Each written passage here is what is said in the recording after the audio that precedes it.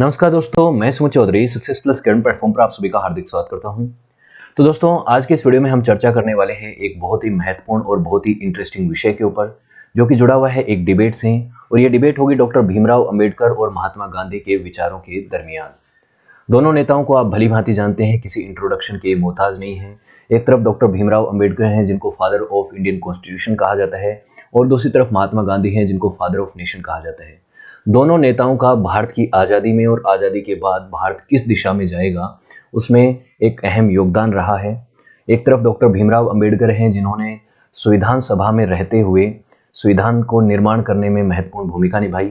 संविधान सभा, आप जानते हैं कि भारत की जो संविधान निर्माण करने की कार्यकारिणी थी, उसने 2 साल 11 महीने और 18 दिन की कड़ी मेहनत के बाद भारतीय संविधान लिखा। और उसमें डॉक्टर भीमराव अंबेडकर सबसे पढ़े लिखे व्यक्ति थे।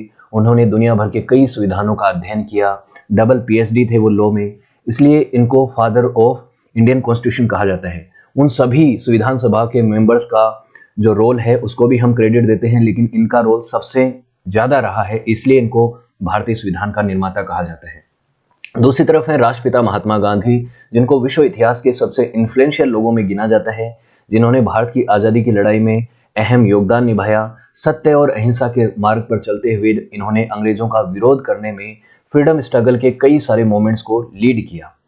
तो दोनों नेताओं को आप जानते हैं, इनकी आप सेपरेट बायोग्राफीज भी देख सकते हैं। मैंने दोनों की बायोग्राफीज कवर करी हैं, उनमें इनकी पर्सनल लाइफ, प्रोफेशनल लाइफ और इनके कंट्रीब्यूशन की बात की है, इनकी लेगेसी की बात की है। तो इनकी लेगेसी को भारत की आज़ादी की लड़ाई से लेकर उनके बाद भी भुलाया नहीं जा सकता। इनका इमेंस रोल रहा है। तो इन दोनों लोगों का क्या व्यू रहा है अलग अलग विषयों के ऊपर, वो काफ़ी देखने वाली बात है। उसको हम काफ़ी डिटेल में जानना चाहते हैं।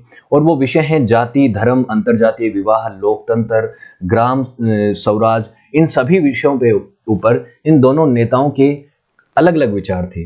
कई विचारों पे इनके बीच में सहमतियां थी और कई विचारों पे इनके बीच में बड़े टकरार थे, बड़े मतभेद थे। उन सभी विषयों के ऊपर हम बात करेंगे कि दोनों नेता किस तरीके से अलग अलग विषयों के ऊपर सोचते थे। तो Mohandas Karamchand Gandhi father of nation हैं, और दूसरी तरफ डॉक्टर भीमराव अंबेडकर, जिनको chief architect of Indian constitution कहा जाता है। कि भारत किस दिशा में आगे बढ़ेगा, उसके लिए एक संविधान की जरूरत थी, और उस संविधान लिखने में, दुनिया का सबसे बड़ा संविधान लिखने में इन्होंने महत्वपूर्ण भूमिका दर्ज करी। तो इसकी हम बात करते हैं। अब गांधी के अंदर एक अंबेडकर है और अंबेडकर के अंदर एक गांधी है। कुछ विचारों में इनके बीच में सहमति है, लेकिन दोनों इंडिविजुअल पर्सनैलिटी थे, अलग अलग दृष्टिकोण रखते थे। तो इनके बीच में कई सारी मतभेद भी हैं, उनको हम समझना चाहते हैं। दोनों का रोल रहा है। डॉक्टर अंबेडकर का जो मेन रोल रहा है वो संविधान में तो रहा ही है, लेकिन उसके अलावा जो समाज का लोअर स्टेटा था, जिसको तथाकथित निम्न जातियां कह के उनका शोषण किया जाता था समाज में, उनके लिए, उनके उत्थान के लिए उन्होंने काफ़ी काम किया। और उसके लिए इनको लोअर स्टेटा के लोग जो हैं वो अपना भगवान, एक तरह से अपना वो मानते हैं कि ये इनके लिए एक मसीहा की तरह इन्होंने काम किया। सोसाइटी के अपलिफ्टमेंट में इन्होंने बहुत काम किया। राष्ट्रपिता महात्मा गांधी का भी सोशल पॉलिटिकल रिफॉर्म्स में योगदान रहा है, और वो योगदान किस तरीके का रहा है एक सेपरेट वीडियो भी मैंने बनाया है। उसके ऊपर मैंने महात्मा गांधी के इंडिविजुअल विचारों का अध्ययन किया कि किस तरह से उनके विचार जो है ओवर द टाइम बदले हैं। तो उसको भी आप जाके देख सकते हैं, क्योंकि दोनों वीडियो को एक साथ जोड़ता तो काफी लंबा हो जाता, इसलिए मैंने अलग अलग किया है। अब कोई व्यक्ति किस तरीके के विचार रखता है, उसमें कई चीजों का रोल रहा है। कोई व्यक्ति कौन है, उसको जानने के लिए हमें ये जानना पड़ता है कि वो कहाँ से आया है। कहाँ से मतलब वो पर्टिकुलर जगह नहीं कि वो बिहार से आया है, यूपी से आया है या केरला से आया है। मैं इस चीज़ की बात नहीं कर रहा हूँ। वो किस जगह से बिलोंग करता है, उसके अतिरिक्त वो किस समाज का हिस्सा रहा है, उसका जो अपब्रिंगिंग है वो किस तरीके की रही है, उसने क्या क्या चीज़ें अपने जीवन में फेस करी हैं, वो सब चीज़ें मायने रखती हैं एक व्यक्ति के विचारों के डेवलपमेंट में, उसके इवॉल्वमेंट में। वो क्या क्या पढ़ता है वो भी मैटर करता है, लेकिन उसके अतिरिक्त उसका परवरिश और उसका समाज, उसका बैकग्राउंड बहुत मैटर करता है। तो एक तरफ डॉक्टर भीमराव अंबेडकर हैं, जिनका जन्म जो है एक माहर कम्युनिटी में हुआ। माहर कम्युनिटी एक शुद्र जाति है। जातियों के आधार पे बात करें, देखिए वर्ण व्यवस्था हुआ करती थी हमारे हिंदू समाज में। अभी भी वर्ण व्यवस्था को कुछ लोग मानते हैं, कुछ लोग नहीं मानते, लेकिन ये एक पुराना एंशिएंट वे था। और अर्ली वैदिक एज और लेटर वैदिक एज में इस वर्ण व्यवस्था का स्वरूप जो है वो बहुत बदल गया। लेकिन वर्ण व्यवस्था, 4 वर्ण होते थे हमारे हिंदू समाज में और वैदिक कल्चर के अंदर, जिसमें ब्राह्मण, क्षत्रिय, वैश्य और शूद्र, ये 4 वर्ण थे। ये 4 वर्ण हैं भी। इन चारों वर्णों का अपना अपना रोल था। इनका ऑक्यूपेशन जो है वो तय था। ब्राह्मण जो थे समाज के सबसे मोस्ट ऊपरी तबका माना जाता था, सबसे इंटेलेक्चुअल और थिंकर वाला तबका माना जाता था। इनको ये ऑक्यूपेशन मिलता था कि वो मंत्री बन सकते हैं, वो फिलोसोफर बन सकते हैं, वो टीचर बन सकते हैं। उसके अलावा दूसरे थी क्षत्रिय। क्षत्रियों का ये कंसिडर किया जाता था कि वो वॉरियर क्लास है, वो रूलिंग क्लास है, उनको रूल करने का अधिकार है, उनका ऑक्यूपेशन है वो वॉरियर का है और रूलर का है। उसके बाद आते थे वैश्य, जो कि ट्रेडिंग और बिजनेस फील्ड में काम करते थे। और चौथे नंबर पे आते थे शूद्र, जिनकी स्थिति समाज के अंदर बहुत निम्न मानी जाती थी, नीचीली मानी जाती थी। और उनका काम था कि वो लेबर वर्क करें, एग्रीकल्चर वर्क करें, फार्मिंग वर्क करें, और वो इन ऊपरी तीनों वर्णों की सेवा करें। एक तरह से वो सेवक की तरह रहते थे। तो इनकी जो स्थिति है over the period of time वो गिरती चली गई और उनको सम्मान नहीं मिला, उनका शोषण हुआ समय के साथ साथ। अर्ली वैदिक एज में शोषण नहीं होता था। अर्ली वैदिक एज में ब्राह्मण का बेटा ब्राह्मण हो ये जरूरी नहीं था, क्षत्रिय का बेटा क्षत्रिय हो जरूरी नहीं था। वो जो ऑक्यूपेशन था और जो ब्राह्मण और क्षत्रिय, वैश्य और शूद्र का जो टैग था, जो एक तरह वर्ण था, वो कर्म के आधार पर मिलता था। लेकिन लेटर वैदिक एज में जो है समाज की स्थिति खराब हुई और पतन होना शुरू हुआ वैदिक रिलीजन का, जिसकी वजह से ये सारे वर्ण जो है वो जाति बन गए। एक तरह से ये वर्ण जो है वो वंशानुगत बन गए कि ब्राह्मण का बेटा ब्राह्मण बनने लग गया, क्षत्रिय का बेटा क्षत्रिय और शूद्र का बेटा शूद्र बन गया। चाहे उसके पास कितने भी स्किल क्यों ना हो, एक शूद्र जो है वो क्षत्रिय नहीं बन सकता था, वैश्य नहीं बन सकता था, ब्राह्मण नहीं बन सकता था। इसलिए जो समाज के अंदर एक बंटवारा सा हो गया। तो इसके ऊपर जो है इन दोनों व्यक्तियों की क्या राय थी उसको हम समझेंगे।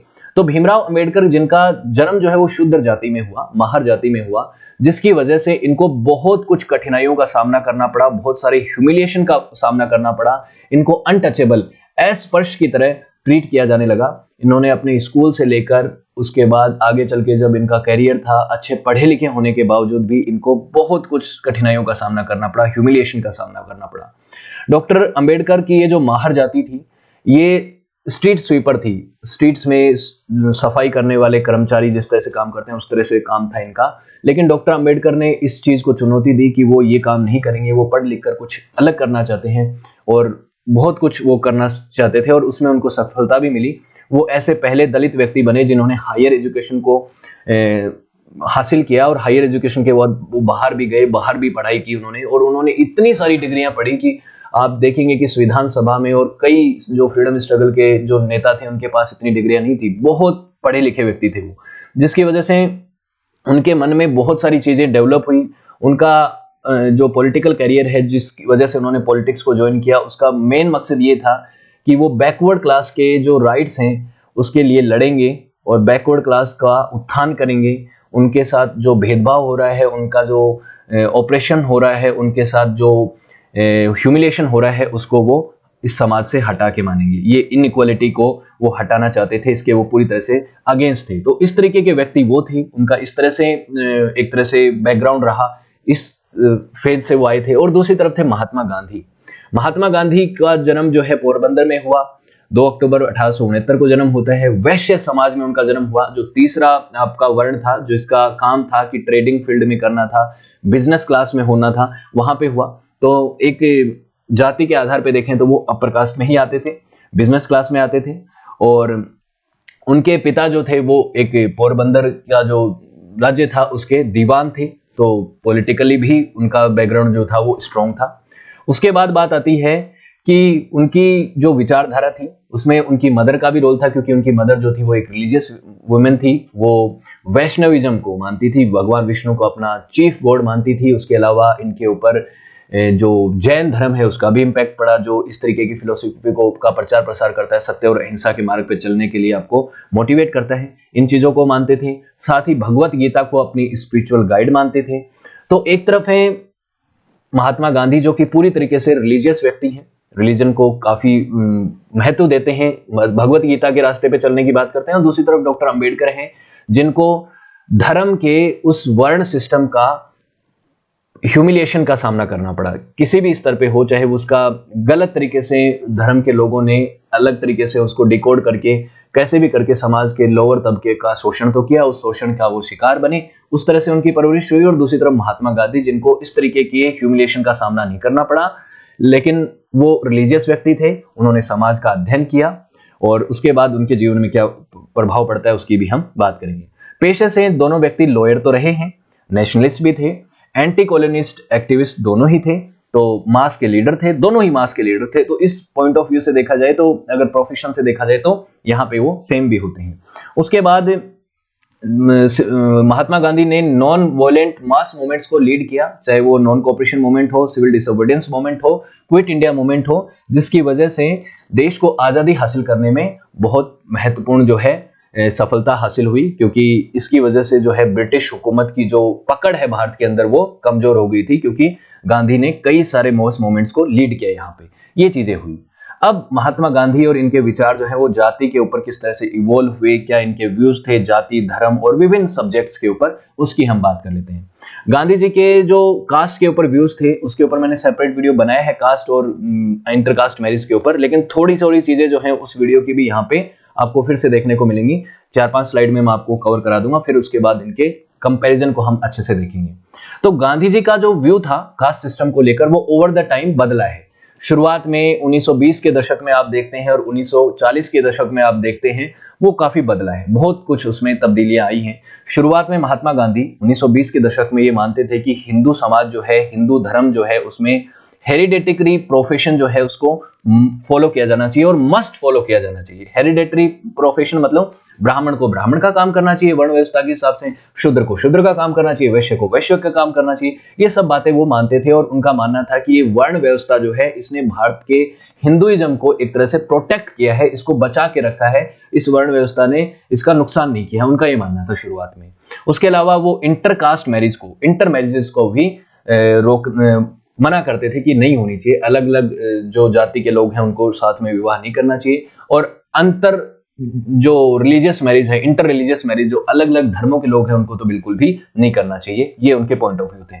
लेकिन 1940 के दशक तक जब आप पहुंचते हैं तो महात्मा गांधी ने भारतीय समाज का अध्ययन किया, चाहे अंबेडकर का उनके ऊपर प्रभाव पड़ा, बहुत से चीजों का उनके ऊपर जब प्रभाव पड़ा तो ओवर द टाइम उन्होंने बहुत कुछ सीखा है, बहुत कुछ उन्होंने इवॉल्व होते हुए देखा अपने आप में, और वो एक सोशल रिवोल्यूशनरी बन गए थे, सोशल रिवोल्यूशनिस्ट बन गए थे।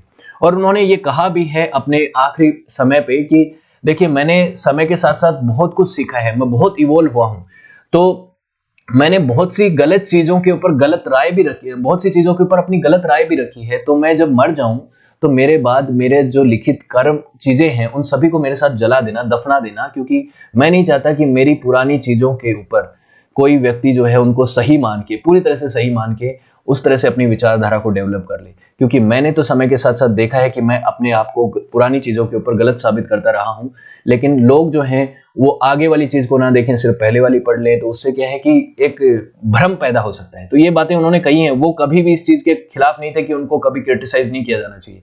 वो ऐसे व्यक्ति थे जो कि ये मानते थे कि बैठ के बात करना और उसके बाद हल निकालना, डेमोक्रेटिक तरीके से चीजों को देखना ही सही तरीका है और हर चीज के ऊपर डिबेट होनी चाहिए, तो इस चीज को वो मानते थे। तो उसके बाद 1940 के दशक में उन्होंने इंटरकास्ट मैरिजेस को तो काफी प्रमोट किया, ब्राह्मण और अनटचेबल्स जो थे, दलित जो थे, उनकी शादियों को वो काफी एडवोकेट करते थे। हालांकि उन्होंने इंटर रिलीजियस मैरिजेस को कभी एडवोकेट नहीं किया। उसके अलावा वो कास्ट सिस्टम के भी काफी खिलाफ हो गए थे, वो वर्ण व्यवस्था के पक्षधर रहे थे अपने आखिरी समय तक भी। काफी हद तक ये चीज आप मान सकते हैं कि वर्ण व्यवस्था, जो पुरानी वर्ण व्यवस्था थी उसको मानते थे, लेकिन जो नई जाति इवॉल्व हुई उस वर्ण व्यवस्था से, क्योंकि काफी सारी सैकड़ों जातियां इवॉल्व हो गई थी वर्ण व्यवस्था में, 4 वर्ण ही नहीं रहे थे, बहुत सारी जातियां हो गई थी, जिसकी वजह से काफी कंफ्यूजन हो गया और वो वर्ण व्यवस्था जो है वो पूरी तरह से टूट गई थी। तो ये बात उनकी मान्यता थी कि अब जो जाति है वो पुरानी वर्ण व्यवस्था की जैसी नहीं रही है, इसलिए इस जाति को समाप्त हो जाना चाहिए। पुराने उनके विचार अब देखोगे तो उसमें उन्होंने कहा, देखिए क्या क्या बातें कही हैं, ये उनके खुद के शब्द हैं। उन्होंने कहा कि कास्ट सिस्टम जो है वो हिंदुइज्म को डिसइंटीग्रेट होने में इसने रोका है, कास्ट सिस्टम एक अभिन्न हिस्सा है हिंदुइज्म का, ये ऐसी बात उनके 1920 के दशक के विचार थे। और उन्होंने कहा कि जो 4 वर्ण व्यवस्थाएं हैं, 4 वर्णाश्रम हैं, वो हमारे हिंदू धर्म के फंडामेंटल हैं, नेचुरल हैं और एसेंशियल लॉज हैं, नेचर ऑफ लॉ हैं, इनको फॉलो किया जाना चाहिए। और मैं नहीं मानता कि कास्ट सिस्टम को खत्म कर देना चाहिए। हालांकि इनके कई सारे साथियों ने इनको कहा था कि कास्ट सिस्टम को अबोलिश कर देना चाहिए और हमें यूरोप की जो क्लास बेस्ड सोसाइटी है उसको अपना लेना चाहिए। लेकिन इन्होंने कहा कि मैं इस बात को नहीं मानता। हिंदू धर्म के अंदर जो लॉ ऑफ नेचर है, नेचुरल लॉज हैं वर्ण आश्रम के, उनको ही फॉलो किया जाना चाहिए। अगर हम यूरोपियन बेस्ड सोसाइटी को अडॉप्ट करने लग गए तो हमारे समाज के अंदर एक कंफ्यूजन हो सकता है, उसकी वजह से रिलीजन टूट भी सकता है। ये चीजें इन्होंने कही। तो इन्होंने बेसिकली साफ साफ कह दिया था कि मैं हर उस व्यक्ति के खिलाफ हूं जो कि इस कास्ट सिस्टम को, इस वर्ण व्यवस्था को डिस्ट्रॉय करना चाहता है। और इन्होंने कहा कि एक ब्राह्मण जो है वो अगर वैश्य शूद्र बन गया, एक शूद्र जो है वो ब्राह्मण बन गया, तो सोसाइटी के अंदर केओस हो जाएगा। इस तरीके की बात इन्होंने कही। और इन्होंने कहा कि देखिए, मेरा मानना है कि जो कोई भी जाति का आदमी है वो नॉलेज गेन कर सकता है, दूसरी चीज समाज से सीख सकता है, पढ़ाई लिखाई कर सकता है, सब कुछ कर सकता है। लेकिन मेरा ये मानना है कि अर्निंग के पर्पज से, लिविंग के कंसर्न के हिसाब से देखा जाए तो हर आदमी को अपने हेरिडेटिक ऑक्यूपेशन को ही अपनाना चाहिए। तो बेसिकली गांधी जी की ये सोच थी, ये ऑर्थोडॉक्स सोच थी उस जमाने में, कि एक शूद्र के बेटे को शूद्र ही बनना चाहिए, उसको समाज के लेबर वर्क में ही काम करना चाहिए, उसको पढ़ लिख कर भी किसी समाज के अंदर ब्राह्मण के काम को या थिंकर के काम को या फिलोसोफर के काम को नहीं करना चाहिए, लॉ मेकर उसको नहीं बनना चाहिए, उसको राजनीति के अंदर नहीं आना चाहिए। वैश्य का काम जो है वो वैश्य को करना चाहिए, शूद्र का शूद्र को, ब्राह्मण का ब्राह्मण को। इस तरीके की बात है। और आज के समाज के अंदर, आज आप जिस मॉडर्न एज में रह रहे हैं 21वीं शताब्दी में, उसमें इन चीजों को आप बिल्कुल ही एक्सेप्ट नहीं कर सकते। आप मानेंगे नहीं कि राष्ट्रपिता ने ऐसी बातें कही हैं, तो हम कैसे कह दी उन्होंने बात की एक ब्राह्मण का बेटा हमेशा ब्राह्मण बने, मतलब ऑक्यूपेशन के आधार पे उसको सारी प्रिविलेज मिले, और एक शूद्र के बेटे को कोई भी प्रिविलेज ना मिले और उसको समाज के सबसे लोअर स्टेटा में ही रहना पड़े। तो इस तरीके की बातें उन्होंने करी। लेकिन उसके बाद गांधी की मुलाकात होती है 1931 में डॉक्टर अंबेडकर से, जो कि ब्रिलियंट थे, ऑनेस्ट थे और वो अपनी बातों के ऊपर अडिग थे। उन्होंने समाज के उस शोषण का सामना किया था और उससे लड़के वो एक ऊंचे रेपुटेशन वाले काम के अंदर, करियर के अंदर अपना आप को देख पा रहे थे। उन्होंने इतनी पढ़ाई लिखाई करी और समाज के अंदर जो भेदभाव है उसका विरोध किया, ओपनली विरोध किया, ऑनेस्टी से किया, लेकिन साथ में वो नॉन वायलेंस के रास्ते पर भी टिके रहे। तो इसलिए डॉक्टर अंबेडकर के गुस्से को देखकर और डॉक्टर अंबेडकर की ऑनेस्टी को देखकर गांधी जी उनको अप्रिशिएट भी करते थे, उनसे इन्फ्लुएंस भी हुए, लेकिन कुछ मायनों में अंबेडकर को वो क्रिटिसाइज भी करते थे। क्या क्या थे वो मुद्दे और किस चीज के ऊपर वो सपोर्ट करते थे? देखिए, डॉक्टर अंबेडकर का मानना था कि ये जो कास्ट सिस्टम है, ये जो जाति व्यवस्था है, इसने हमारे समाज को तोड़ा है और एक पर्टिकुलर जाति को तो अधिकार दे दिए हैं, प्रिविलेज दे दी है, लेकिन लोअर स्टेटा के लोगों को, तथाकथित निम्न जातियों का शोषण किया है। इसीलिए इस कास्ट सिस्टम को पूरी तरह से अबोलिश कर देना चाहिए, इस कास्ट सिस्टम को पूरी तरह से डिस्ट्रॉय कर देना चाहिए। लेकिन गांधी जी का मानना था, गांधी जी का अंबेडकर के इन व्यूज के ऊपर मानना था कि अंबेडकर बिटर हैं, वो कड़वे हैं, क्योंकि उन्होंने बहुत कुछ सहा है, बहुत कुछ सहा है, इसलिए उनके पास रीजन भी है इस कास्ट सिस्टम का विरोध करने के लिए। लेकिन मैं नहीं मानता कि ये कास्ट सिस्टम जो है ये इतना बुरा है, इतना बुरा है कि इसने समाज को तोड़ा है और इसने खराब किया है सिस्टम को। मेरा ऐसा मानना है, गांधी जी ऐसा कहते हैं कि मेरा ऐसा मानना है कि वर्णाश्रम जो है वो एक बहुत ही सिस्टमेटिक तरीका था समाज को काम करने का और वो बहुत बेहतर था। लेकिन मैं मानता हूं कि इस जाति व्यवस्था के कुछ लिमिटेशन और कुछ डिफेक्ट्स हो सकते हैं, लेकिन उसमें कुछ पाप नहीं है। पाप नहीं है कि इसकी ओरिजिनल जो स्ट्रक्चर है वही खराब है। उनका मानना था स्ट्रक्चर खराब नहीं है, इसमें कुछ खामियां आ गई हैं, कुछ लिमिटेशंस और कुछ दिक्कतें आ गई हैं। ये वैसा ही है जैसे कि आपका शरीर है और उसमें कुछ बीमारी हो जाए तो आप उस पूरे शरीर को काट के नहीं फेंक देते हैं, उस बीमारी का उपचार करते हैं, उस पूरी शरीर का ही। आप ऐसा नहीं कि इसको डिस्ट्रॉय कर दो, ऐसा नहीं करते। जैसे कि कुछ भी ऐसा एगली पार्ट आपके शरीर के अंदर ग्रो हो जाता है, जैसे आपको अपेंडिक्स की बीमारी हो जाती है तो अपेंडिक्स को उसको काट के हटा देते हैं, कोई फोड़ा फुंसी हो जाती है तो उसका इलाज करते हैं। तो यहाँ पे इन्होंने कहा कि समाज के अंदर जो बुराइयां आई हैं, अनटचेबिलिटी, अस्पृश्यता जैसी, उनको हमें इलाज करना चाहिए, उनको हटाना चाहिए। ऐसा नहीं है कि पूरी मूल जाति व्यवस्था और पूरे वर्ण आश्रम को ही हटा दें। ये जाति के ऊपर गांधी के व्यू थे। अंबेडकर इसके ऊपर अड़े हुए थे। उन्होंने कहा कि नहीं नहीं, ये जाति व्यवस्था के ऊपर बहुत ही मतलब ये इतनी ज्यादा वो हो चुकी है कि मोरली इसको ठीक नहीं किया जा सकता, इसको खत्म करना ही हमारे पास ऑप्शन है।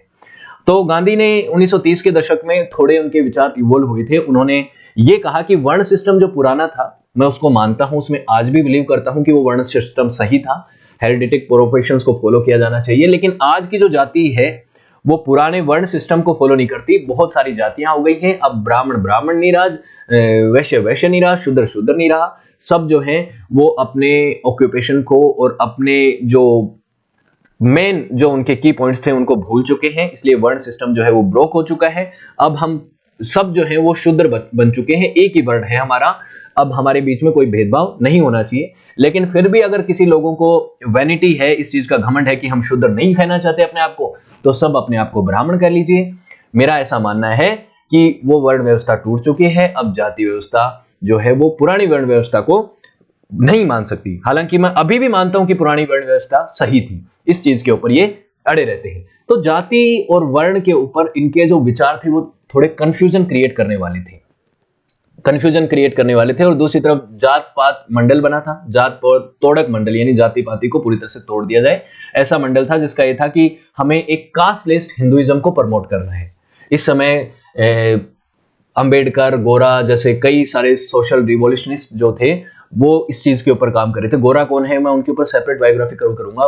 वो एक अनसंग हीरो है जिनके बारे में कई बार लोग बात नहीं करते, उन्होंने बहुत इमेंस उनका भी रोल रहा है, तो उनकी हम बात करेंगे किसी दिन। एक ऐसे टीचर थे जिनको ने जाति व्यवस्था के ऊपर जब कटाक्ष किया, ब्राह्मण जाति से आते थे उसके बावजूद भी उन्होंने कटाक्ष किया तो उनको स्कूल से निकाल दिया गया। उसके बाद उन्होंने समाज के उत्थान के लिए काम काफी किया है। तो इन्होंने कहा कि जात पात मंडल के बारे में, इन्होंने क्या कहा, गांधी जी ने क्या कहा जात पात तोड़क मंडल के बारे में, कहा कि देखिए मैं कास्ट सिस्टम को वो करना चाहता हूं, उसके ऊपर मैं बिल्कुल समर्थक हूं उस चीज का कि कास्ट सिस्टम जो है आज का वो ऐसा भेदभाव वाला नहीं होना चाहिए कि समाज के अलग अलग लोगों के ऊपर अत्याचार हो, अब जाति के आधार पे उनको किसी को प्रिविलेज मिले और किसी को शोषण का सामना करना पड़े। लेकिन मैं पुरानी, अगर कोई ऐसा व्यक्ति है जो कि चाहता है कि पुरानी वर्ण व्यवस्था को ही हिंदू धर्म से खत्म कर दिया जाए, तो मैं उसके खिलाफ हूं। तो जाति के ऊपर गांधी के विचारों को आप किस तरह से देखते हैं? गांधी एक तरफ से कहते हैं कि मैं वर्ण व्यवस्था का समर्थक हूं, जाति के वर्ण के आधार पे लोगों को ऑक्यूपेशन को चूज करना चाहिए, और दूसरी तरफ कहते हैं कि जाति का मैं विरोध करता हूं, कि जाति जो आज की जाति है वो उस तरीके की वर्ण व्यवस्था को फॉलो नहीं करती जो पहले करती थी। तो ये कंफ्यूजन हो गया। वो पुराना वर्ण अगर रहा ही नहीं और सिर्फ जाति ही रही है, तो जाति का गांधी जी को विरोध करना चाहिए था और जाति की आधार से लोगों के बीच में जो भेदभाव थे उसको मिटाना चाहिए था। लेकिन गांधी के जो विचार थे जिसकी वजह से थोड़ा कंफ्यूजन क्रिएट हुआ, उसकी वजह से गांधी जी से कई सारे कठिन सवाल भी पूछे अम्बेडकर ने, उनकी हम बात करेंगे। तो कास्ट को उन्होंने कहा कि कास्ट तो खत्म होनी चाहिए। गांधी जी ने बाद में अपने लेटर पीरियड में कहा कि कास्ट नहीं रहनी चाहिए, वर्ण व्यवस्था को अगर हम पुराने वर्ण सिस्टम को इंस्टॉल कर सकते हैं तो वो हमें करना चाहिए, अगर इसी तरीके से समाज के अंदर आज की कास्ट है तो वो तो नहीं रहनी चाहिए। इस तरीके की बातें उन्होंने कही हैं। तो वो इस तरीके के व्यक्ति थे, समय के साथ साथ इवॉल्व हुए। लेकिन यहाँ पे अंबेडकर साहब ने एक आर्टिकल लिखा 1936 में और गांधी के विचारों को टारगेट किया, और उन्होंने कहा कि देखिए ऐसा है, गांधी जी जो हैं, जो महात्मा हैं, महात्मा गांधी जिनको महात्मा का दर्जा मिला है, वो क्या महात्मा खुद उस फिलोसॉफी को मानते हैं जिसको वो प्रीच करते हैं, जिसके वो उपदेश देते हैं, क्या वो उनको मानते हैं? महात्मा गांधी खुद जाति से एक बनिया है, वैश्य समाज से आते हैं, वैश्य उनका वर्ण है, तो क्या उन्होंने उस वैश्य वर्ण के ही ऑक्यूपेशन को अपनाया? तो इसका जवाब है नहीं, क्योंकि महात्मा गांधी जो है उनका परिवार जो है वो वैश्य से था, लेकिन उन्होंने कभी ट्रेडिंग नहीं की, कभी बिजनेस नहीं किया, बनिए का काम नहीं किया। उन्होंने ब्राह्मणों का काम किया। ब्राह्मण का काम क्या है? मिनिस्टरशिप का काम है, थिंकर का काम है। तो उनके पिता तो दीवान थे, तो वो पॉलिटिकल वर्क में आ गए। उसके बाद महात्मा गांधी की बात आती है तो उन्होंने पहले तो लॉ की डिग्री करी, लॉ की डिग्री के करने के बाद उन्होंने लॉ को भी छोड़ दिया, उसके बाद वो आधे संत और आधे पॉलिटिशियन बन गए। ये डॉक्टर अम्बेडकर के शब्द हैं। कैसे बने आधे संत और आधे पॉलिटिशियन? संत महात्मा का दर्जा तो उनको मिला ही हुआ था, लोग उनको हर एक चीजों के ऊपर उनसे सवाल जवाब करते ही थे, उनसे राय लेते ही थे, और पॉलिटिशियन तो वो थे ही, पॉलिटिक्स में थे, कांग्रेस के अंदर लीडर थे वो, और ब्रिटिशर्स को का विरोध करने में भी उन्होंने पॉलिटिकल, उनका एक एजेंडा तो था ही ना, भारत को आजाद कराना और भारत को अपनी विचारधारा के आधार पे आगे चलाने की उनकी सोच तो थी ना, तो पॉलिटिशियन तो थे ही। तो ये उन्होंने कहा कि महात्मा गांधी ने अपनी एंसेस्ट्रल कॉलिंग को कभी भी फॉलो नहीं किया। एंसेस्ट्रल कॉलिंग मतलब उनका जो वर्ण था, बीइंग ए बनिया, बीइंग ए वैश्य, उन्होंने उस चीज को कभी नहीं फॉलो किया। उन्होंने ट्रेडिंग को कभी फॉलो नहीं किया। उसके बाद वो पॉलिटिक्स में आ गए, वो आधे संत बन गए, आधे पॉलिटिशियन बन गए तो मतलब वो ब्राह्मणिज्म की तरफ चले गए, ब्राह्मणिकल जो सोसाइटी थी, जो ब्राह्मण का जो काम था वो करने लगे। उनके बाद उनका जो बेटा था उसने एक ब्राह्मण लड़की से शादी करी, तो उन्होंने इंटरकास्ट मैरिज भी करी। हालांकि अभी तक जब ये शादी हुई थी 1932 के बाद, तो उस समय तक महात्मा गांधी जो है इंटरकास्ट मैरिज के सपोर्टर हो चुके थे। उसके बाद ये शादी हुई थी, पहले उन्होंने विरोध ही किया था शुरुआत में। उनके 4 बेटे थे, उनमें से एक बेटा उनका चाहता था कि वो एक मुस्लिम लड़की से शादी करे। उसकी शादी तो उन्होंने उसके लिए मना किया और कहा कि नहीं, आपको नहीं करनी चाहिए इंटर रिलीजन मैरिज। लेकिन उनके जो एक बेटा था, छोटा बेटा, सबसे छोटा, उनको उन्होंने कहा, देवदास गांधी जी को, कि आप कर सकते हो, एक इंटरकास्ट मैरिज कर सकते हो। उनको अलाउ किया था बाद में। ये चीजें हुई। तो उसके बाद डॉक्टर अंबेडकर ने कहा कि महात्मा गांधी के जो विचार हैं जाति के ऊपर, वो काफी कंफ्यूजन क्रिएट करने वाले हैं।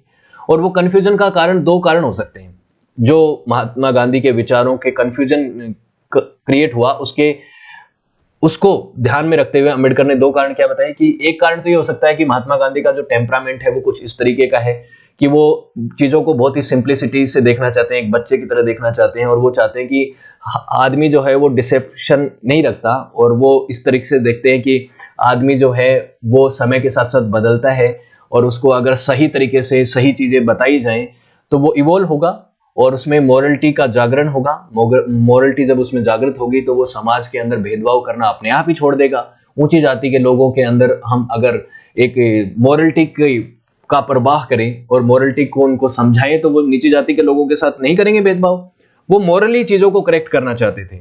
तो इसीलिए अंबेडकर ने कहा कि एक बच्चे की तरह वो इन चीजों में बिलीव कर सकते हैं। वो मान सकते हैं कि समाज के अंदर मॉरल एक रिवॉल्यूशन होगा, एक ऐसी क्रांति होगी, और लोग जो है वो अपने आप जो भेदभाव है उसको खत्म कर देंगे और पूरे देश में ये यूनिलैटरली लागू हो जाएगा। अगर महात्मा गांधी इतने बच्चे की तरह इस तरीके से, इतनी सिंप्लिसिटी से इन चीजों में बिलीव करना चाहते हैं तो वो करें, और हमें फिर उस चीज का इंतजार करना पड़ेगा कि एक दिन आएगा और महात्मा गांधी कहेंगे कि भाई नहीं, मॉरली तो ये चीजें करेक्ट नहीं हो सकती, तो इसलिए हमें कॉन्स्टिट्यूशनल वे से एक विरोध के जरिए और उस चीज को, इस कास्ट सिस्टम को अबोलिश करना पड़ेगा। तो उसका इंतजार करें। और दूसरा कारण ये हो सकता है कि महात्मा गांधी जो डबल रोल में है, एक तो वो महात्मा है, एक संत का रोल अदा कर रहे हैं, और दूसरा वो पॉलिटिशियन भी हैं। तो महात्मा गांधी जो हैं इन दोनों रोलों को एक साथ जस्टिफाई करना चाहते हैं। वो पॉलिटिक्स को स्पिरिचुअलाइज करना चाहते हैं, इसीलिए वो इसमें फंस गए हैं, इस कंफ्यूजन में खुद फंस गए हैं। और वो जानते हैं एक पॉलिटिशियन के तौर पे, क्योंकि महात्मा गांधी एक सक्सेसफुल पॉलिटिशियन तो थे ही, इतना बड़े मास के लीडर थे ही। तो यहाँ पे अंबेडकर साहब कहते हैं कि एक पॉलिटिशियन को पता होता है कि सोसाइटी जो है वो पूरे सच को एक साथ एक्सेप्ट नहीं कर पाएगी, पूरे सच को एक साथ एक्सेप्ट नहीं कर पाएगी। तो अगर मैंने पूरा सच एक साथ समाज के सामने बोला तो वो मुझे ही नुकसान पहुंचा सकते हैं और मेरी ही ऊपर सवाल करेंगे और मेरी पॉलिटिक्स के लिए सही नहीं रहेगा। इसलिए महात्मा गांधी जो है वो पूरा सच उनके सामने नहीं प्रोजेक्ट कर रहे हैं, और वो इनडायरेक्टली कास्ट को सपोर्ट कर रहे हैं, कि वर्ण व्यवस्था को सपोर्ट करके कास्ट को सपोर्ट कर रहे हैं, और इससे वो अपनी पॉलिटिक्स को प्रोटेक्ट करना चाहते हैं। ये बात डॉक्टर अंबेडकर ने इतना बड़ा आरोप महात्मा गांधी के ऊपर लगाया, ये चीज उन्होंने कही, और कहा कि महात्मा गांधी जो हैं वर्ण व्यवस्था को प्रोटेक्ट करने के नाम पे जो कास्ट को एक तरह से प्रोटेक्ट कर रहे हैं, कास्ट को एक तरह से बचा रहे हैं, उससे वो अपने आप को भी डिसीव कर रहे हैं, अपने आप को भी धोखा दे रहे हैं, और उनके फॉलोअर्स को भी, जिनको वो प्रीच करते हैं, उनको भी धोखा दे रहे हैं कास्ट, वर्ण के नाम पर कास्ट को प्रोटेक्ट करके। ये बातें कही, काफी टफ क्वेश्चन थे, काफी बड़े आरोप थे महात्मा गांधी पे। अब महात्मा गांधी जो है वो इंटरकास्ट मैरिजेस को, जैसे कि मैं बता चुका हूं, वो करने लग गए थे। 1928 से पहले वो सपोर्ट नहीं करते थे, लेकिन 1930 और 1935 के बाद देखते हैं आप उनको, तो उन्होंने ये भी कहा है कि हरिजन्स को, जो हरिजन वो कहते थे the God childs of God, यानी कि हरिजन मतलब नीची जाति के लोगों को इन्होंने हरिजन दिया था, नाम दिया था। जो दलित थे उनको हरिजन का नाम दिया था। हालांकि उस हरिजन शब्द का इस्तेमाल भी अपर कास्ट तबके ने बाद में एक उसको भी दलित के तौर पे ही प्रोजेक्ट कर दिया। तो उन्होंने कहा हरिजनों को अपने घरों में जगह दो, जिस तरह से हरिजन आपको अपने घरों में जगह देते हैं, और इंटरकास्ट मैरिजेस को बढ़ावा दो, जिसकी वजह से समाज के अंदर जो बंटवारा है उसको कम किया जा सके। तो इंटरकास्ट मैरिज भी एक तरीका है कि कास्ट को खत्म किया जाए, कास्ट जो है उसको धीरे धीरे करके हटाया जाए, क्योंकि सब लोग अंतरजातीय विवाह कर लेंगे तो उससे बाद में कास्ट तो धीरे धीरे खत्म होगी ना। तो ये चीज है, ये इनके इंटरकास्ट पे विवाद। वो थे, व्यू थे। अब अंबेडकर वर्सेस गांधी में हर एक पॉइंट के ऊपर हम दो दो पॉइंट्स को लेके चलते हैं कि उनका क्या था। एक तरफ महात्मा गांधी थे जिनकी पॉलिटिक्स जो है वो इस तरह से चलती थी कि जैसे उन्होंने सॉल्ट वो किया था, दांडी यात्रा करी थी, साल्ट सत्याग्रह किया था जिसको हम बोलते हैं। इसमें इन्होंने क्या किया था कि बेसिकली नमक जाके बनाना था, नमक बना के इनको कोई फैक्ट्री तो स्टैब्लिश करनी नहीं थी, इनको ये था कि नमक कानून का विरोध करना था कि कोई भारतीय नमक नहीं बना सकता, अंग्रेजों ने इस तरीके से अधिकार कैसे छीन सकते हैं आदमी का। दूसरी तरफ से अंबेडकर साहब ने महाड़ सत्याग्रह करा। महाड़ सत्याग्रह एक सत्याग्रह था जिसमें इन्होंने क्या किया था कि महड़ जो महाराष्ट्र में है, 20 मार्च 1927 को उन्होंने एक सत्याग्रह किया था कि अनटचेबल्स को यहाँ पे पानी पीने की छूट नहीं थी।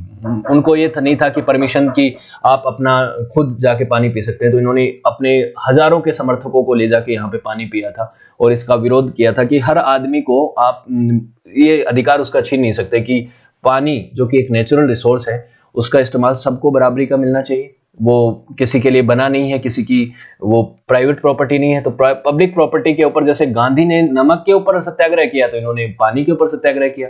तो दोनों का तरीका इस तरीके का था, दोनों काफी इस चीज पे मिलते थे और दोनों का सिंबॉलिक और नॉन सिंबॉलिक इसको जेस्चर दोनों तरह से देख सकते हैं कि नमक के विरोध में जाके इन्होंने किया कि लोगों के अधिकार के लिए किया और इन्होंने भी जो अनटचेबल्स है उनके अधिकारों के लिए किया। तो इन्होंने कहा कि मैं यहाँ पे पानी पी के यहाँ पे कुछ ज्यादा अचीव नहीं करूंगा, लेकिन मेरा ये समाज के ऊपर एक वो है, अटैक है कि आपने ऐसे कैसे कर सकते हो। मैं अधिकारों के लिए लड़ रहा हूं, मैं यहाँ पे पानी पीने के लिए, डिस्प्यूट के लिए नहीं लड़ रहा कि एक जगह से पानी पी लिया तो यहाँ पे कुछ बहुत कुछ बदल जाएगा। इस तरीके के चीजें चलती थी। टेम्पल एंट्री की बात करें तो जहां पे अंबेडकर इस चीज में था कि ये तो हमारा अधिकार है, अगर हम इस रिलीजन से बिलोंग करते हैं और हम टेम्पल में जाना चाहते हैं तो हर का अधिकार है, उस रिलीजन को फॉलो करने वाले हर आदमी का ये अधिकार है, उसको आप अनटचेबल घोषित नहीं कर सकते। जिन्होंने इस मंदिर का निर्माण किया बेसिकली लेबर वर्क में तो अनटचेबल्स ही थे बेचारे, जो दलित ही थे वही काम करते थे। जिन्होंने इसका कंस्ट्रक्शन किया, जिन्होंने इसको प्रोटेक्ट किया, उस आदमी को ही आप इस मंदिर में जाने से रोकते हैं, तो ये किस तरीके का न्याय है? ये तो बिल्कुल ही अन्यायपूर्ण व्यवस्था है। तो इसलिए ये तर्क देते थे। गांधी भी मंदिर में एंट्री के लिए सबको कहते थे कि हाई क्लास हिंदुओं को ये कहते थे कि उनकी मॉरल ड्यूटी है कि वो अनटचेबल्स को हिंदू टेंपल्स में एंट्री करने दें। तो यहाँ पे मॉरल ड्यूटी की बात करते हैं ये, और ये मॉरली करेक्ट करना चाहते हैं अपर कास्ट हिंदुओं को, और ये दूसरी तरफ कहते हैं कि मॉरलिटी और ये सब बातें छोड़िए, अधिकार है, कॉन्स्टिट्यूशनल राइट है आदमी का यहाँ पे एंटर करने का, और आप अगर नहीं दे रहे हैं अधिकार तो मॉरलिटी नहीं, आप न्यायिक तौर पे ही गलत है, अन्याय कर रहे हैं आप। तो इन्होंने कई सारे मंदिरों के अंदर जाके सत्याग्रह किया और मंदिरों के अंदर एंट्री करी।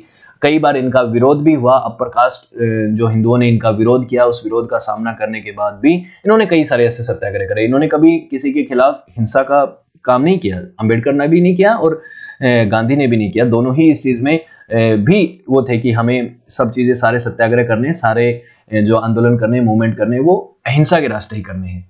अंबेडकर जी का व्यू जो था अनटचेबिलिटी को लेकर, वो ये था कि ये कास्ट सिस्टम का एक नेसेसरी प्रोडक्ट है।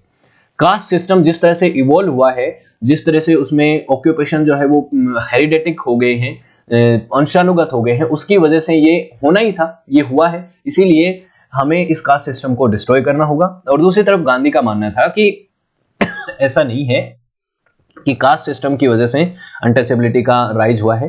अनटचेबिलिटी जो है वो एक समाज के अंदर एक बाई प्रोडक्ट है, वो आ गया, वो एक अव्यवस्था है, उसको हमें ठीक करना होगा, लेकिन इसका मतलब ये नहीं कि जाति को पूरी तरह से खत्म कर दिया जाए। तो गांधी जो है अनटचेबिलिटी को देखते थे कि सोशल और मॉरल प्रॉब्लम्स की वजह से इवॉल्व हुआ है, कि लोगों ने इस चीज को गलत तरह से इंटरप्रेट किया और गलत भावना के तहत इसको वो किया गया है।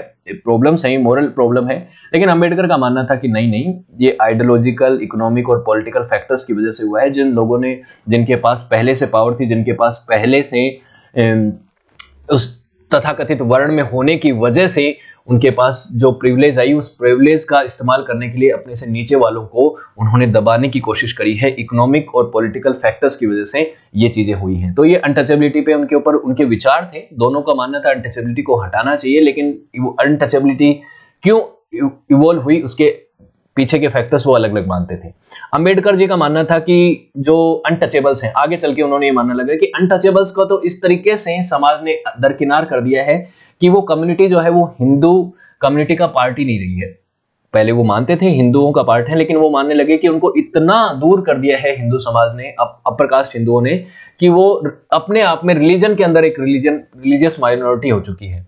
तो वो एक रिलीजियस माइनॉरिटी की तरह देखने लग गए थे और वो मानते थे कि वो हिंदुओं से अलग ही हो चुके हैं।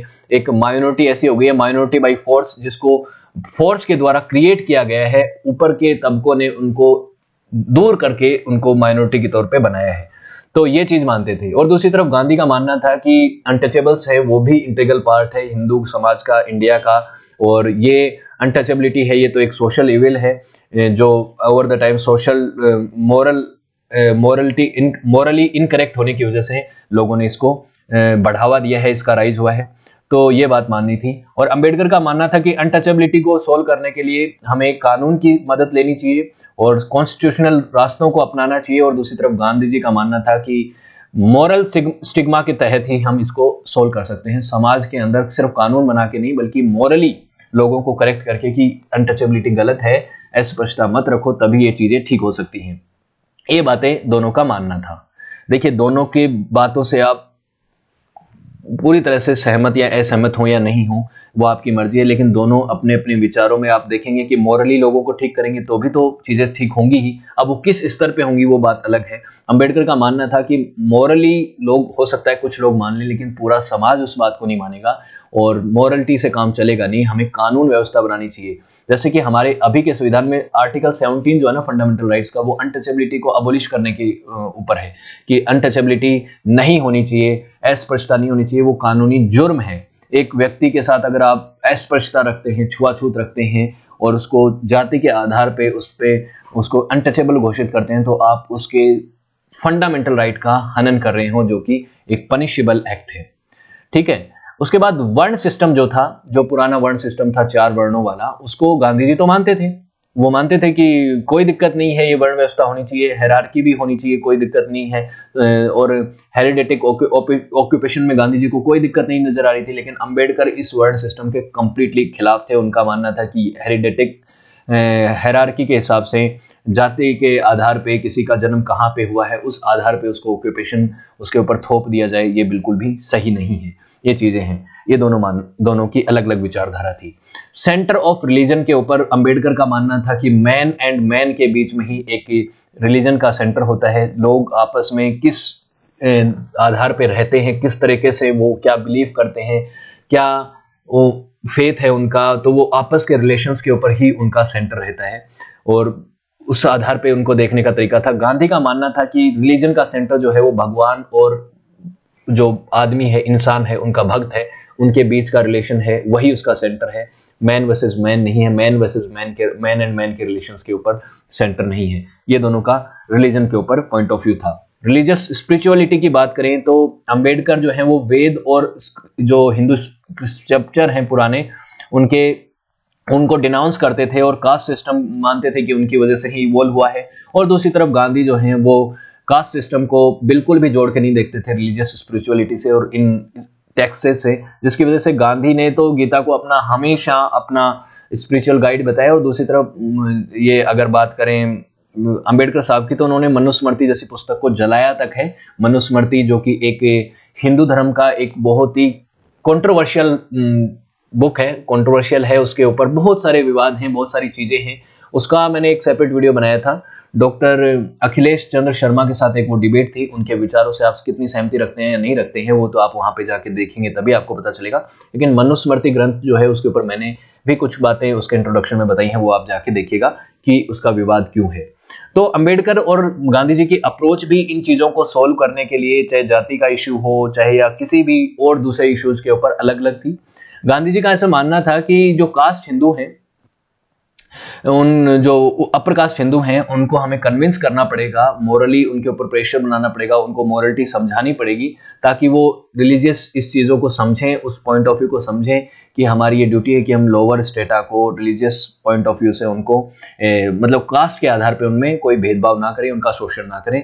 और वो चाहते थे कि वेलफेयर एक्टिविटी होनी चाहिए ताकि अनटचेबल्स का है जो समाज के साथ उनको वापस जोड़ सकें। लेकिन अंबेडकर का मानना था, देखिए ऐसा है कि जो मॉडर्न वैल्यूज हैं उसमें आज के हिसाब से उनको सोशल जस्टिस मिलना चाहिए, इक्वलिटी मिलनी चाहिए, सेल्फ रेस्पेक्ट मिलनी चाहिए। और उसके लिए हम इस चीज़ का इंतजार नहीं कर सकते कि मॉरली लोग जो है वो समय के साथ साथ इवॉल्व होंगे। हम ये इंतजार करें कि 200 साल तक लोग जो है वो मॉरली करेक्ट होंगे और उसके बाद इस चीज़ को जो कई पीढ़ियां बीतने के बाद जो है वो लोग जो दलित हैं उनको उनके अधिकार देंगे और उनको रेस्पेक्ट देंगे। नहीं, हम चाहते हैं कि लीगल पॉलिटिकल अप्रोच होनी चाहिए जिससे समाज के जो अनटचेबल्स हैं उनका अपलिफ्टमेंट हो सके और वो जल्दी से जल्दी हो सके। ऐसा नहीं कि एक स्लो अप्रोच निभाएं। ऐसा नहीं कि गांधी जी की अप्रोच है मॉरली लोग करेक्ट होते जाते हैं, तो हो सकता है कि हो जाएं, मान लीजिए 500 साल लग गए, 600 साल लग गए, लेकिन फिर भी समाज का कोई हिस्सा ऐसा रह ही जाता है। कोई लोग ऐसे होते ही हैं जिनकी सोच का स्तर निम्न होता है। वो अपने से नीचे वाले लोगों को एक हायरार्की के पॉइंट ऑफ व्यू से देखते हुए उनको निम्न मानते हैं, उनके साथ बुरा व्यवहार करते हैं, उनका शोषण करते हैं। तो मॉरली कुछ चीजों को सही नहीं किया जा सकता अगर पूरे समाज का, तो उसको लीगल लॉ बना के ठीक किया जाना चाहिए। ऐसा अम्बेडकर जी का व्यू पॉइंट था। तो और उसके लिए उन्होंने संविधान में काम भी किया। संविधान के अंदर कई ऐसे कानून बनाए जिससे समाज का अपलिफ्टमेंट हो सके। कानूनी प्रक्रिया के तहत उनको एक कॉन्स्टिट्यूशनल अप्रोच के तहत ये करना सही लगा। उसके बाद उन्होंने कहा कि सोशल एक्टिविस्ट नेचर के वजह से अंबेडकर का ये मानना था कि वो अपने प्रिंसिपल पे, अंबेडकर की जो मान्यताएं थी और उनके जो प्रिंसिपल थे वो काफी रिजिड थे। उनका मानना था कि ये चीजें इस तरह से होनी चाहिए तभी चीजें हो सकती है, और उनके अपने कारण भी थे। जिस तरह से उन्होंने चीजें देखी थी समाज में, जिस समाज से वो बिलोंग करते थे, उसका उन्होंने देखा था कि उसकी क्या हालत है। उस परिस्थिति को ध्यान में रखते हुए उनको ये था कि भाई हमें इसके लिए स्ट्रॉन्ग और रिजिड होना पड़ेगा, तभी हम ठीक कर पाएंगे इन चीजों को। लेकिन गांधी वो लिबरल थे, उनमें रिजिडिटी नहीं थी। उनका सिर्फ एक ही अनकॉम्प्रोमाइज प्रिंसिपल था नॉन वॉयलेंस का, कि नॉन वॉयलेंस नहीं करनी है। उसके अलावा उनका ये था कि हमें धीरे धीरे चीजों को मोरली करेक्ट करना पड़ेगा, डिबेट्स रखनी पड़ेंगी और धीरे धीरे समाज के लोगों को ये बताना पड़ेगा कि क्या मोरली सही है क्या गलत है। ये सब चीजें देखते थे। तो गांधी की फिलोसॉफी और अंबेडकर की फिलोसॉफी की जो अप्रोच थी आइडियोलॉजी की, वो अलग अलग थी दोनों की। उसके बाद देखिए, अंबेडकर शुरुआत में काफी लंबे अरसे तक इस चीज में लगे रहे कि वो हिंदू रहते हुए ही, हिंदू समाज के अंदर रहते रहते ही इसको जो दलितों के अधिकार हैं उनको सुनिश्चित करवा पाए, उनका अपलिफ्टमेंट कर पाए और समाज के अंदर एक सोशल रिफॉर्म हो, सोशल रिवॉल्यूशन हो और कॉन्स्टिट्यूशनल तरीके से हो। लेकिन उस करने में उनको लगा कि इसमें ज्यादा सफलता हासिल हो नहीं रही है और हिंदू समाज जो है वो इतना स्पीड से तो नहीं बदल पाएगा। तो इसलिए उन्होंने क्या किया कि हिंदुइज्म को छोड़ ही दिया, डिनाउंस ही कर दिया। उसके बाद उन्होंने कई बार हिंदू ग्रंथों के ऊपर टारगेट भी किया और उन्होंने फाइनली 20 साल तक कई बार सोचने के बाद 1956 में पब्लिकली बुद्धिज्म में कन्वर्ट कर लिया अपने आप को, और कन्वर्ट कर लिया। काफी हजारों की संख्या में इनके जो फॉलोअर्स थे उन्होंने भी बुद्धिज्म में अपने आप को कन्वर्ट कर लिया था। तो उन्होंने धर्म छोड़ दिया था, हिंदू धर्म को छोड़ ही दिया था पूरी तरह से। पहले वो चाहते थे सिखिज्म में भी जाना चाहते थे, एक बार के लिए उन्होंने सोचा था कि सिखिज्म में जाएं, लेकिन उनको बाद में बुद्धिज्म की जो फिलोसॉफी है वो ज्यादा अपीलिंग लगी तो वो उसकी तरफ चले गए। उसके बाद उन्होंने, देखिए एक चीज और थी, अंबेडकर की एक मान्यता थी, जैसे मैंने कहा था ना कि वो एक लोअर स्टेटा को, अनटचेबल्स को एक तरह से रिलीजियस माइनॉरिटी मानते थे। तो वो भी उस तरह से, जैसे जिन्ना मुस्लिम लीग और मुस्लिम्स ये चाहते थे कि उनको सेपरेट इलेक्टोरल मिले, उस तरह से अंबेडकर भी पहले तो ये नहीं चाहते थे। शुरुआत में तो साइमन कमीशन के टाइम पे तो वो चाहते थे कि मिक्स इलेक्टोरल हो, एक यूनिवर्सल सबको बराबरी का अधिकार मिले वोटिंग का, सब लोग वोट कर सकें, लेकिन रिजर्वेशन होना चाहिए एक पर्टिकुलर एरिया के अंदर। मतलब जैसे इतनी सीटें हैं, 100 सीटें हैं, तो उसमें मान लीजिए जो माइनॉरिटी के आधार पे अगर 10% माइनॉरिटी है, ये रिलीजियस माइनॉरिटी है इनकी अनटचेबल्स की, तो उनको 10 सीटें मिलनी चाहिए यहाँ पे, और वहाँ पे सिर्फ 10 SC/ST के लोग ही खड़े हो पाएंगे और उनको ही वोट दिया जाएगा। लेकिन बाद में इन्होंने कहा कि हमें तो कंप्लीटली सेपरेट इलेक्टोरल मिले, और सेपरेट इलेक्टोरल मतलब एक पर्टिकुलर एरिया में एक पर्टिकुलर जाति के लोग ही चुनाव प्रक्रिया में भाग ले पाएंगे। चुनाव में खड़े होना और चुनाव में वोट डालने का अधिकार उस पर्टिकुलर जाति को ही होगा। लेकिन गांधी जी ने इस चीज का विरोध किया, उन्होंने आमरण अनशन कर दिया। उन्होंने कहा कि भूख हड़ताल पे वो बैठ गए। उसके बाद यहाँ पे अंबेडकर जी को लगने लग गया कि इस तरह से गांधी जी की डेथ हो जाएगी, और गांधी जी अगर उनकी डेथ हो गई तो ये जो मैंने स्टार्ट किया है प्रोग्राम, ये इसमें दिक्कत हो सकती है, कुछ इश्यू हो सकते हैं, और वो उसके लिए उन्होंने कॉम्प्रोमाइज किया गांधी जी के साथ। गांधी जी के साथ कॉम्प्रोमाइज करने के बाद रिजर्व सीट वाला सिस्टम आया, ये प्रोविजन आया, जो कि आज भी हमारे संविधान में है। एक पर्टिकुलर एरिया के अंदर एक अलग अलग समय के बाद वहां पे जाति के आधार पे सीटें आती हैं, मतलब अलग अलग जो लोग हैं उनके लिए, जैसे SC/ST के लिए आ जाती है, जनरल ओबीसी के लिए आ जाती है, अलग अलग समय के लिए आती है। जनरल में तो कोई भी खड़ा हो सकता है, लेकिन जैसे एक पर्टिकुलर समय के लिए मान लीजिए इस जगह एरिया के अंदर एससी की सीट आई है, तो एससी का ही कैंडिडेट यहाँ पे पार्टिसिपेट कर पाएगा चुनाव में, चुनाव लड़ने के लिए, लेकिन वोट सब कर सकते हैं। इसमें इस तरीके का हो गया कि सेपरेट इलेक्टोरल नहीं है। सेपरेट इलेक्टोरल तो तब होता है जब वोट भी सिर्फ एससी एसटी के लोग कर पाते, लेकिन वोट अब सब कर सकते हैं, लेकिन खड़ा होने वाला व्यक्ति सिर्फ जो है वो उस पर्टिकुलर जाति का होगा। ये उन्होंने यहाँ पे करा। तो उसके बाद इस तरह से चुनाव हुए। 1937 के चुनाव में इस तरह से ही चीजें हुई। अनटचेबल्स के लिए अलग हुआ, मुस्लिम लीग ने, मुस्लिम्स के लिए भी एक सेपरेट इलेक्टोरल था, इनके लिए भी अलग इलेक्टोरल था, तो वो चीजें हुई। उसके बाद अगर बात करें इंडियन यूनिटी की, उसके ऊपर क्या विचार थे गांधी जी के और अंबेडकर साहब के। गांधी जी का मानना था कि इंपीरियल रूल से पहले, ब्रिटिश हुकूमत से पहले भारत जो है वो एक हमेशा एक देश के तौर पे था, वो बटा हुआ नहीं था। कल्चरल उसमें यूनिटी थी, कल्चरल कुछ हद तक कल्चरल यूनिटी थी, कुछ में उसमें डिफरेंसेस भी थे, विविधताओं में एकता वाला देश था। ये वाली बात उनकी मानना था कि पहले भारत जो है वो एक ही था, यूनिफाइड ही था, लेकिन ब्रिटिशर्स ने आको इसको कब्जा कर लिया। और उसका कारण ये था कि देश में कई जगहों पर डिसयूनिटी भी थी, कुछ लोगों ने इसका अपने देश की आज़ादी को बेचा, ये बात ठीक है। लेकिन दूसरी तरफ अंबेडकर का मानना था, डॉक्टर अंबेडकर साहब का मानना था कि भारत जो है उसको यूनिटी तो है, वो इंपीरियल रूल के बाई प्रोडक्ट के तौर पे मिली है। पहले तो भारत बटा हुआ था, कई सारी रियासतें थी, अलग अलग जगहों पे अलग अलग लोगों का रूल था। और अगर बात करें पुराने एंशिएंट पीरियड में, तो एंशिएंट पीरियड में आप जानते हैं कि मौर्य समाज के समय पे, मौर्य डायनेस्टी के समय पे देश जो है इंडियन सब कॉन्टिनेंट के, पूरे इंडियन सब कॉन्टिनेंट के ऊपर पूरा रूल था लगभग सम्राट अशोक का, चंद्रगुप्त का। तो उस समय एक था, लेकिन उसके बाद धीरे धीरे ओवर द टाइम जब चीजें बदली तो अलग अलग डायनेस्टीज का रूल था, तो देश अलग अलग हिस्सों में बटा हुआ ही था। तो उसको फिर से यूनिफाइड तो ब्रिटिशर्स ने किया है, ऐसा मानना था अंबेडकर जी का। तो ब्रिटिशर्स ने ये काम किया है कि ब्रिटिशर्स ने देश को उस तरह से यूनाइट किया ही है। लेकिन उसके बाद उनका जो लीगल सिस्टम था, उनकी रिप्रेसिव सप्रेसिव पॉलिसीज थी, जिसकी वजह से भारतीयों का शोषण उन्होंने किया। व्हाइट मैन सुप्रीमेसी जो थी, और उनका जो डिस्ट्रक्शन था, जिस तरह से उन्होंने देश को शोषण किया है, जिसकी वजह से देश के लोगों ने एक सेंस ऑफ यूनिटी को फील किया, और जिसकी वजह से देश के लोग जो है वो एक यूनाइट हो गए। इस पूरे इंडियन सब कॉन्टिनेंट के अंदर सब लोग जो है वो मानने लग गए कि हम ब्रिटिशर्स के खिलाफ है और हम एक देश के तौर पे हैं। तो अंबेडकर का ये मानना था कि हमारा देश पहले यूनाइट था, अंग्रेजों के आने के बाद हमारे अंदर एक सेंस ऑफ नेशनलिटी आया, एक नेशनलिज्म की भावना आई, जिसकी वजह से हम यूनाइट हो पाए। ये कहना था। दोनों की अलग अलग विचारधारा थी, दोनों का किसका पॉइंट ऑफ व्यू मानते हैं आपकी पर्सनल चॉइस है। दोनों का अगर आप तार्किक स्तर पे देखें तो दोनों अपने अपने मायनों में कुछ हद तक सही थे, कुछ हद तक उनका उसको एक सब्जेक्टिव विषय है कि किस तरह से यूनिटी थी और किस तरह से डिसयूनिटी थी, उसको आप देख सकते हैं। आइडियोलॉजी की बात करें आगे, और तो सत्याग्रह का प्रिंसिपल गांधी भी मानते थे, सत्याग्रह का प्रिंसिपल जो है अंबेडकर भी मानते थे। लेकिन साथ साथ में अंबेडकर का सत्याग्रह और अलग तरीके का था, उनका तरीका जो था विरोध करने का, उसमें ज्यादातर वो कॉन्स्टिट्यूशनल एजिटेशन करते थे कि हमारा ये अधिकार है तो ये मिलना चाहिए हमें।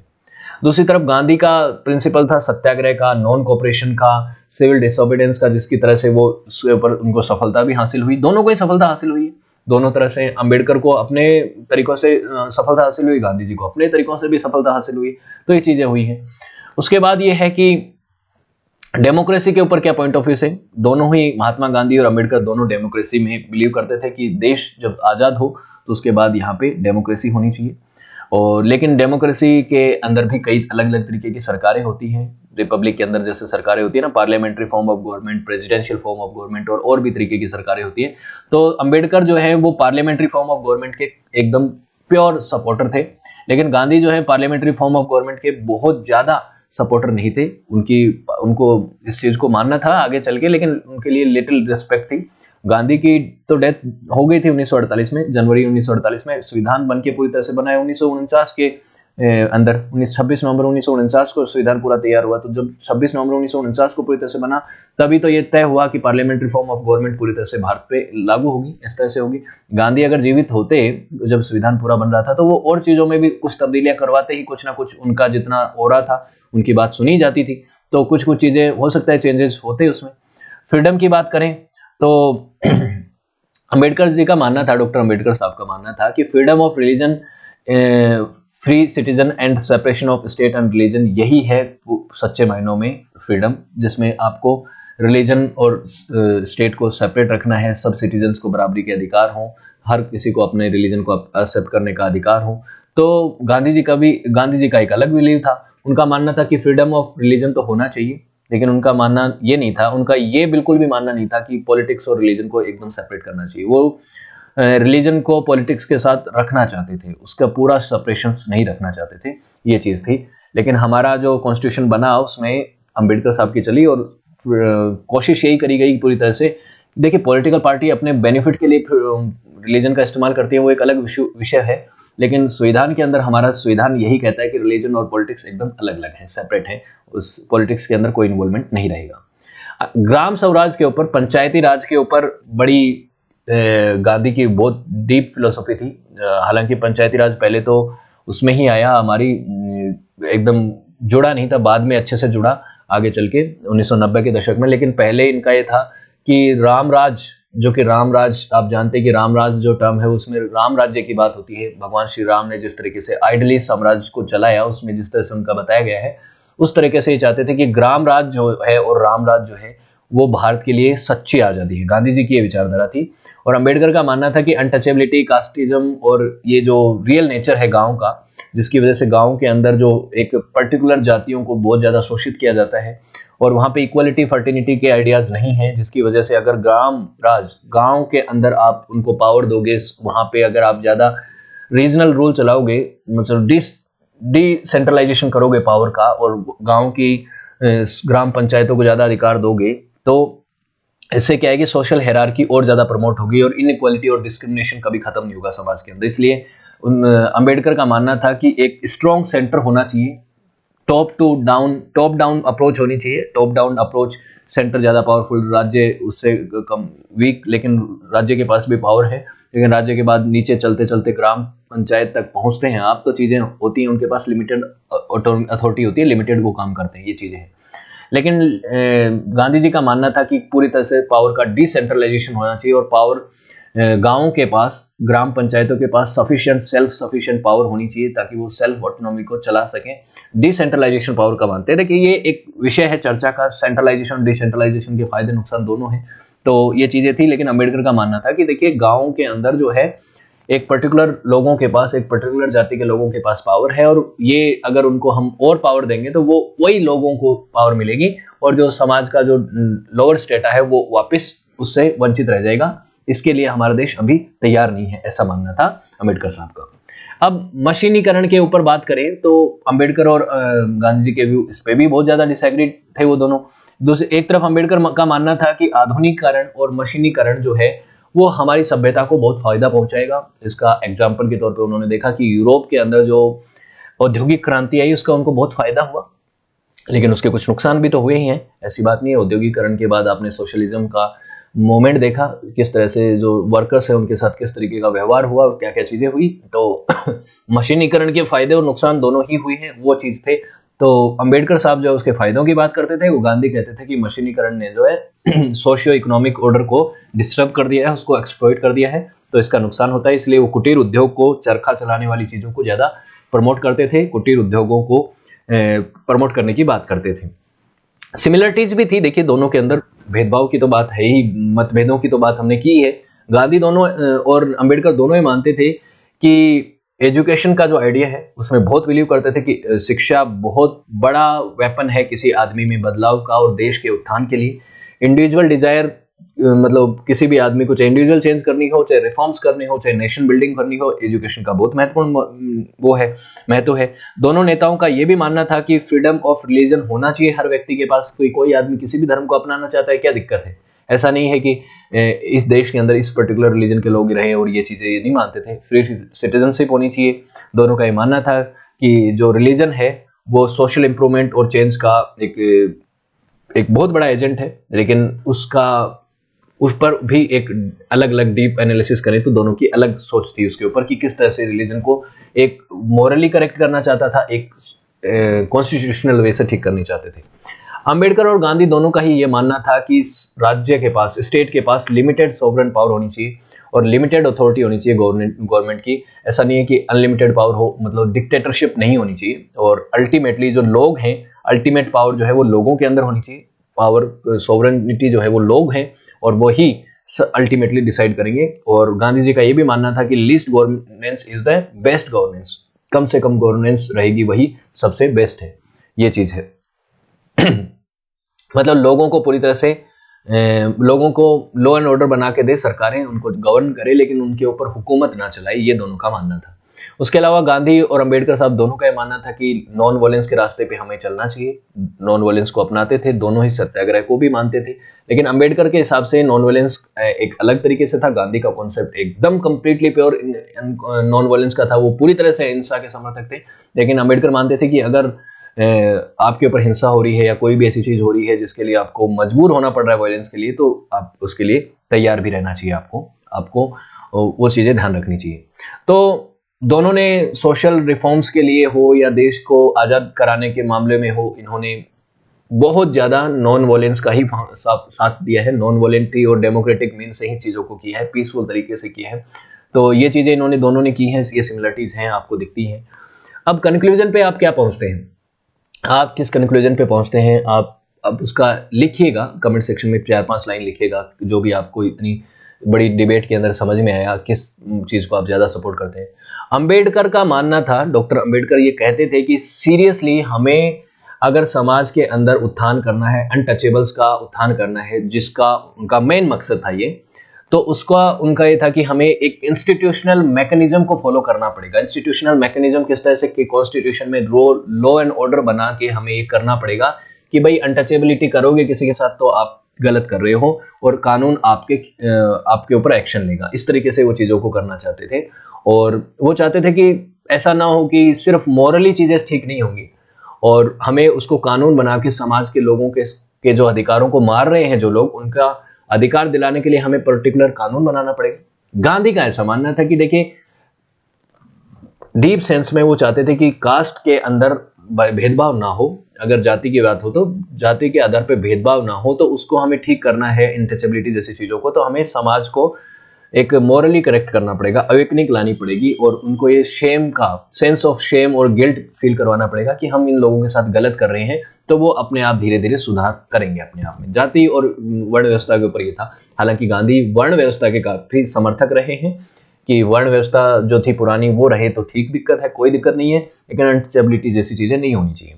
दोनों के बीच में काफी डिसएग्रीमेंट्स होने के बावजूद भी वो एक दूसरे का काफी सम्मान करते थे, उनमें डिग्निटी थी, वो चीज़ों को समझते थे, जस्टिस को समझते थे, इनइक्वालिटी को ख़त्म करना चाहते थे। दोनों के मेथड अलग अलग थे, लेकिन दोनों ही इस चीज़ को समझते थे। और उन्होंने जिस तरीके से जो एफर्ट्स किए इंडिया की आज़ादी के लिए, चाहे और इंडिया की आज़ादी के बाद जिस तरह से डेवलपमेंट हो, देश को एक मार्गदर्शन दिया कि किस तरह से हमें आगे बढ़ना है, तो उसमें दोनों की अहम भूमिका रही है। और इंडिपेंडेंस का ग्राउंड क्लियर करने के बाद भी उन्होंने एक मार्गदर्शन तो हमारा किया है। दोनों की विरासत हमारे पास है और हम खुशनसीब हैं कि हमारे ऐसे नेता उस दौर में थे जिसकी वजह से हमें बहुत कुछ जो है चीज़ों को सीखने का मौका मिला। किसी के किस पॉइंट ऑफ व्यू से हम डिसएग्री हो सकते हैं, लेकिन वो भी ह्यूमन थे, दोनों ही इंसान थे, तो उनमें भी कुछ चीज़ें हो सकती हैं। समय के साथ साथ हमने तो उन्होंने वो जो चीज़ें फिलोसॉफी दी उसके बहुत आगे के वर्जन्स को हमने पढ़ा है, सीखा है। हम 21वीं सदी में आ गए हैं, उनसे 75-80 साल बाद हम इन चीज़ों को पढ़ रहे हैं, तो कुछ कुछ चीज़ें आपको बहुत ही ऑर्थोडॉक्स लगे और आज वो प्रोग्रेसिव हो गई हैं, तो वो एक अलग दौर था, वो ये अलग दौर है। लेकिन हमें बहुत कुछ सीखने को मिलता है, डिबेट करने को बहुत कुछ मिलता है। सो होपफुली आपको चीज़ें क्लियर हुई होंगी। अगर वीडियो अच्छा लगा तो लाइक, शेयर और कमेंट आपको करना है, आप अच्छा लगे तो करिएगा। लेकिन साथ में सक्सेस प्लस एकेडमी के और प्लेटफॉर्म्स के साथ भी जुड़िएगा। जैसे एप्लीकेशन पे आपको इन वीडियोज़ की PDF मिलेगी, इनसे रिलेटेड आपको वीडियोज़ भी मिलेंगे। साथ में आप मुझसे चैट सेक्शन के माध्यम से जुड़ सकते हैं। सक्सेस प्लस एकेडमी के प्रीमियम कोर्सेज को भी यहाँ पे एक्सेस कर सकते हैं। बहुत ही अप्रोप्रिएट प्राइस में आपको ये मिल जाएंगे, जहाँ पे आपको वीडियोज़ के साथ साथ उनके नोट्स और उनके टेस्ट भी मिलेंगे, जिससे आप अपना आकलन कर सकें। और यहाँ पे आप इंस्टाग्राम और फेसबुक और टेलीग्राम से भी जुड़ सकते हैं, ताकि आप मुझसे कोई भी डाउट पूछें या कोई भी आपका सजेशन हो, उसका मोस्ट वेलकम है। So thank you so much for watching this video. Have a good day, see you next class.